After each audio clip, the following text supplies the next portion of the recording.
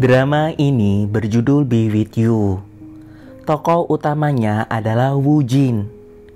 Woo Jin ini adalah mantan atlet renang yang memiliki anak laki-laki yang bernama Ji-ho. Setelah Soya melahirkan Ji-ho, istri dari Woo Jin sering sakit-sakitan hingga tutup usia. Tak sengaja, Ji-ho mendengar percakapan kerabatnya.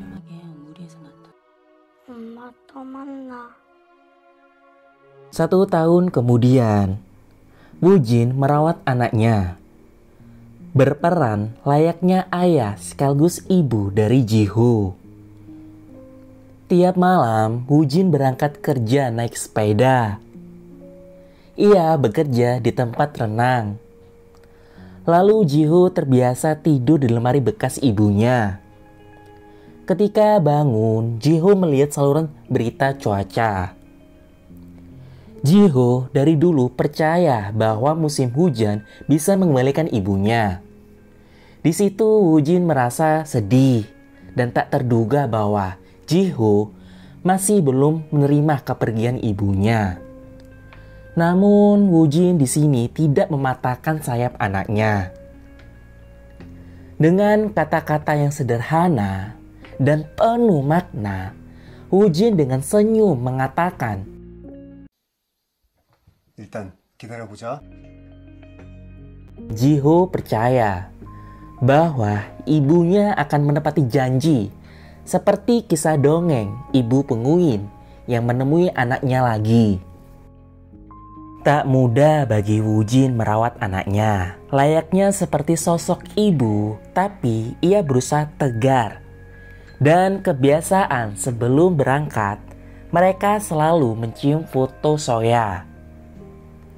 Di tempat kerja, Woo Jin meskipun statusnya duda, diam-diam ada perempuan yang suka dengan Woo Jin. Tetapi sikapnya hanya menganggap teman biasa. Itu membuat senior Woo Jin cemburu. 현정 씨. 저 마셔. 잘했어. Musim hujan pun telah datang. Ji-ho yang terbangun dari tempat tidur bergegas membangun ayahnya dan berlari kehujanan menuju tempat stasiun yang kecil yang tampak usang dan tak terawat. Nah, hebatnya Woo Jin ini mengikuti alur imajinasi anaknya. 무슨 사정이 있나 보다. 다음에 다시 오자. Ji-ho bersikeras menunggu ibunya, menunggu hingga hujan reda. Kemudian ketika sedang berjalan di rel, Woo Jin melihat sosok perempuan yang pingsan di terowongan. Itu membuatnya cemas dan ketakutan. Tiba-tiba ketika melihat lebih dekat, di sini Mimin heran. Woo Jin juga terkejut kecuali anak yang sedang bahagia melihat ibunya kembali meskipun tidak mengingat apapun. 나야 지우. 엄마?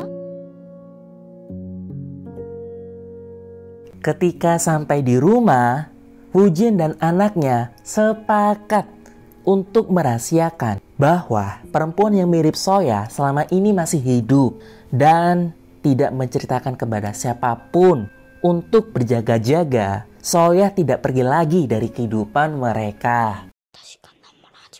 그러니까 우리 세 식구 쭉 같이 산 걸로 하자. Di lain sisi, perempuan yang mirip Soya bertanya-tanya tentang dirinya. Dan mengapa dia tak mengingat apapun. Namun, ayah dan anak saling kerjasama, terus meyakinkan Soya adalah bagian dari keluarganya. 내가? 맞아. 당신이 좀 근데 아까 거긴 어떻게 갔어요? 병원에 있었는데. 어제 다 나왔어. 어제 퇴원했어. 그래서 숙제를 하자고. Itu membuat Ji-ho yang sudah diantar sekolah diam-diam membolos dan berlari kembali ke rumah saking kangennya ketemu ibunya. Di rumah, sosok perempuan yang mirip Soya dan Jiho menghabiskan waktu luangnya bersama-sama. 이겼다. 이번 많이 늘었네. 78, 70. 우리 Hingga ketika malam hari,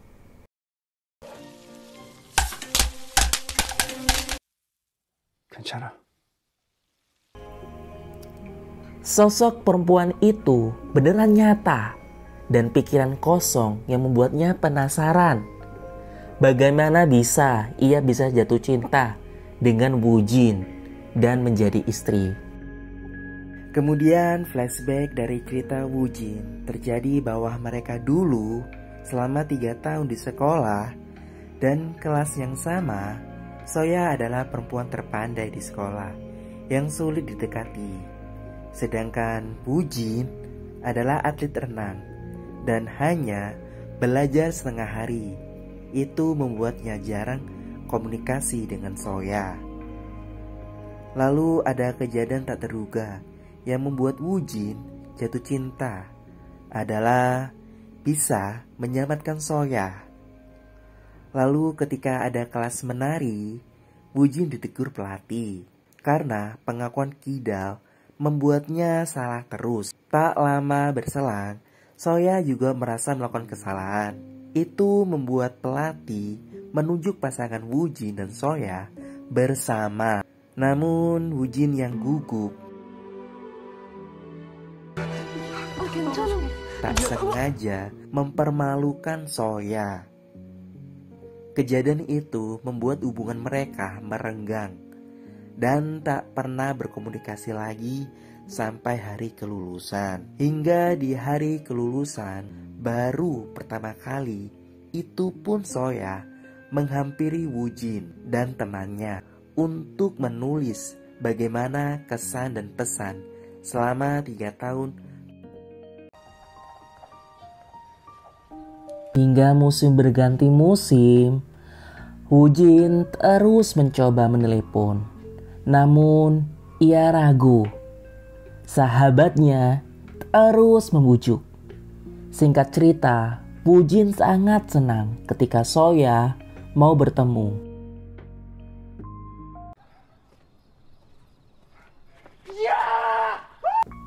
Hingga bisa berkencan, lalu berkirim kabar yang membuat Soya menerima cintanya Woo Jin. 편지 해도 돼. Kembali di kehidupan yang sekarang, itu membuat Woo Jin sangat bahagia. Ditambah lagi, berita cuaca memberikan informasi bahwa hujan akan bertahan lama, yang membuat teman terdekatnya penasaran dan terheran apakah Woo Jin sudah mendapatkan pasangan. Hari demi hari, mereka bertiga menghabiskan waktu bersama-sama. Dari kesedihan menjadi kebahagiaan. Dari keputusasaan menjadi harapan bahwa Lim Soya hadir sekali lagi di tengah kehidupan mereka. 더 빨리 달려. Waktu tak terasa karena musim panas mulai menghampiri. Woo Jin yang tidak terima musim hujan berakhir sengaja menumpuk kayu bakar di ujung terowongan. Sedangkan Jiho, anaknya juga sengaja mencuci mobil temannya agar esoknya bisa turun hujan lagi. 세차한 거 아니지, 그치? 나 꽉 붙잡고 있어도 되잖아. Singkat cerita, Jiho di sekolahnya mengadakan pentas seni, di mana orang tua juga wajib hadir.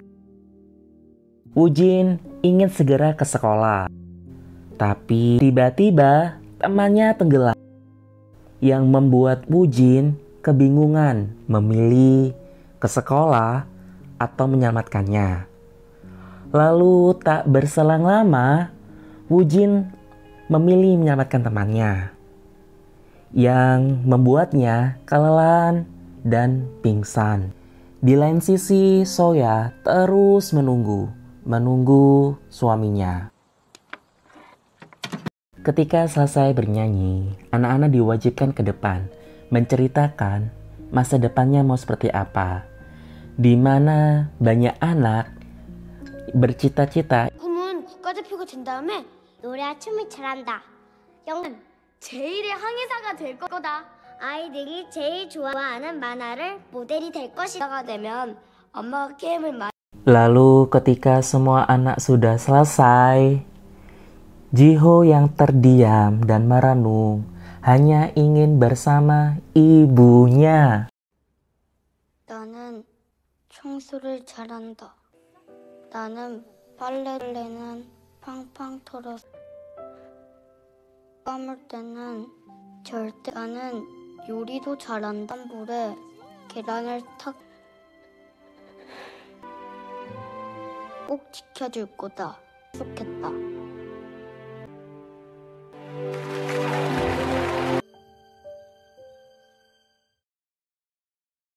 Hari-hari berlalu. Wujin tidak sengaja menemukan buku diary Soya di gudang. Malam itu, ia membaca tulisan Soya.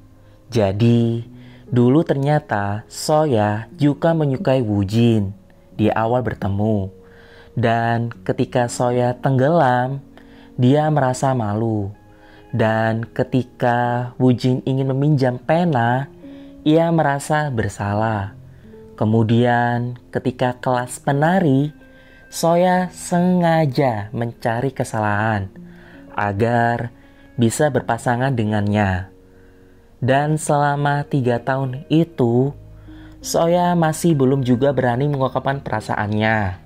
Padahal di sini Soya tahu Wujin juga suka, tapi ia memilih mendam perasaan dan menyimpan pulpennya hingga bertahun-tahun lamanya.